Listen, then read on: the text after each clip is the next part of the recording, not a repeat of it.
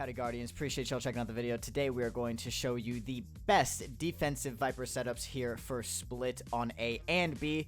We're going to be showing you some general default setups for some of the maps, some different Viper walls, and some different placements of your orb, depending on the intricacies of the orb and the walls. And we're going to be showing you a little bit of a couple of cheeky other setups here that will hopefully get the enemy very, very off guard and get you some very well-deserved kills. So let's check out B and A right now. A is going to go ahead and be our first site that we're going to take a look at today. So for our wall, what you're going to want to go ahead and do is put yourself in this corner right here.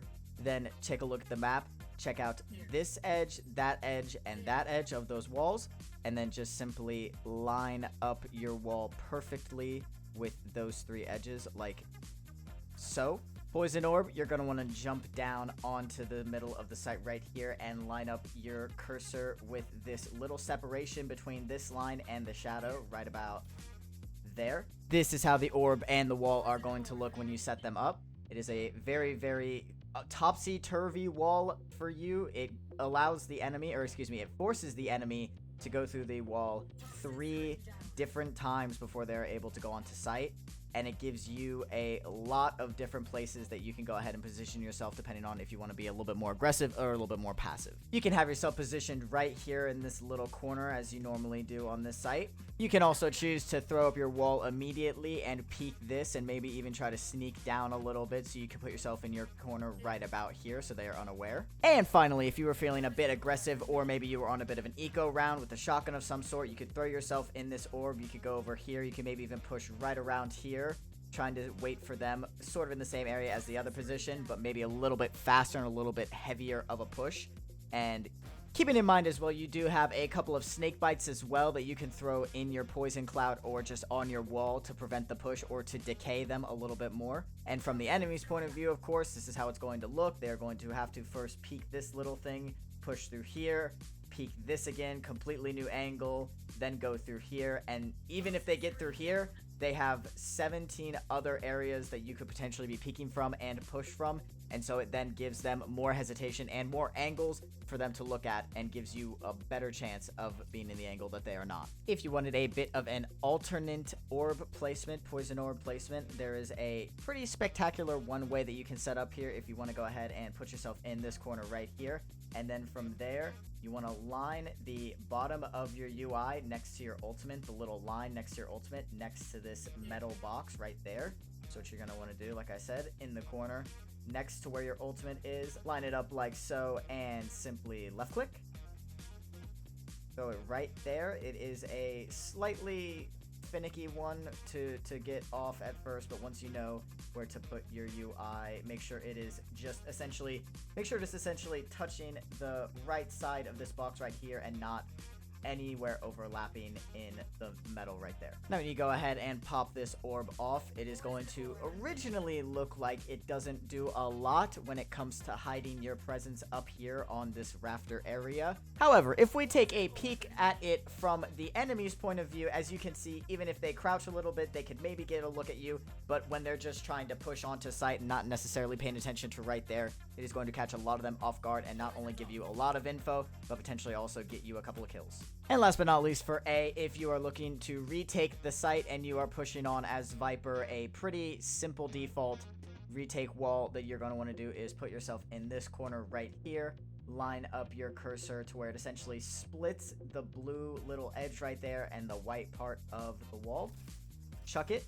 If you so happen to be retaking as Viper and you are either coming from mid or all the way in their spawn, you're just going to want to go ahead and make sure you are not giving yourself away right there because you could get shot, but as best as you can, just get as close to this wall as you can.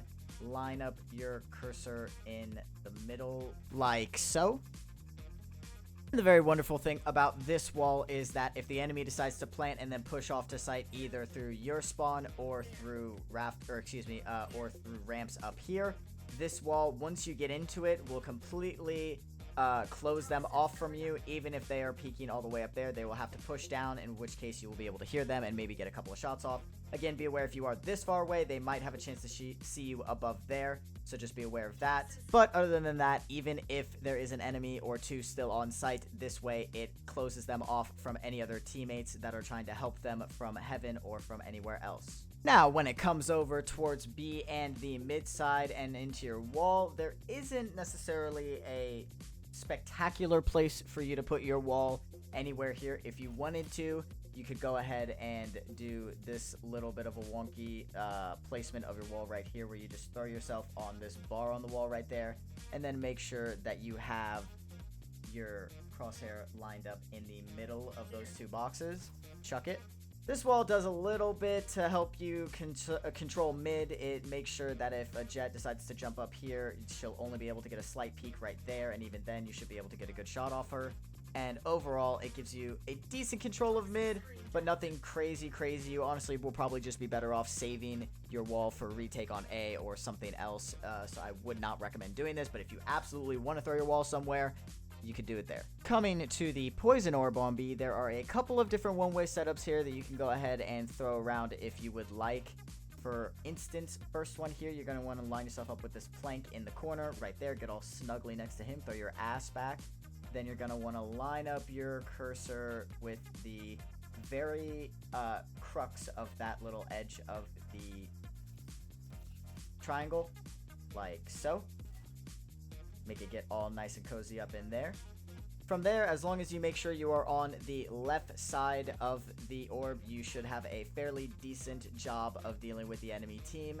Just make sure you are not standing somewhere right here where it is a bit disadvantageous for you. Additionally, if you wanted to test your luck, you could go ahead and throw yourself in this bit of an off angle right here. They are either going to be checking there or there, so you might be able to catch them off guard once or twice with this little off angle here. A secondary orb placement for B would be to wait until this barrier. There should be a barrier right around here.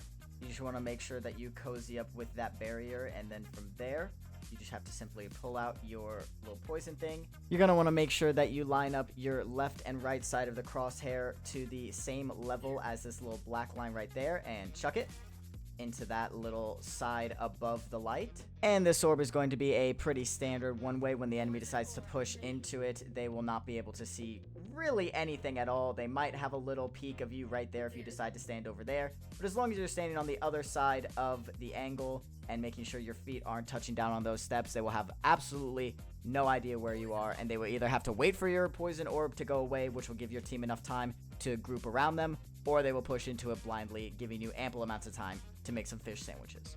And showing off our final orb placement around B. This one is going to be more towards mid, and this one from very way back into the day. You're just going to want to make sure that you take a gander at that little sunlight shadow right there, and you're going to want to go ahead and make sure your UI thing that is touching it right now is just slightly above it, touching the wall, and then just take a little toss, plop it right there, pop it off, and it's a fairly default one that the enemy team might be aware of. However, it does sort of leave your guy in mid-vent a bit vulnerable if they decide to just push through there. You can try to shoot them, but if they all start to push, they might be a bit aware of where you are.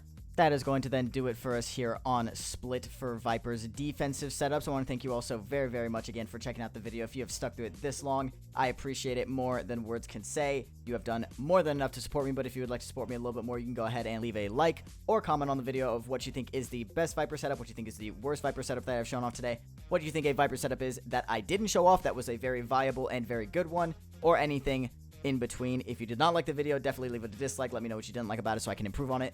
I appreciate y'all so very much for checking out all these videos. It means the world to me that you guys are giving me a chance to do this, and I will hopefully see you guys on the next video.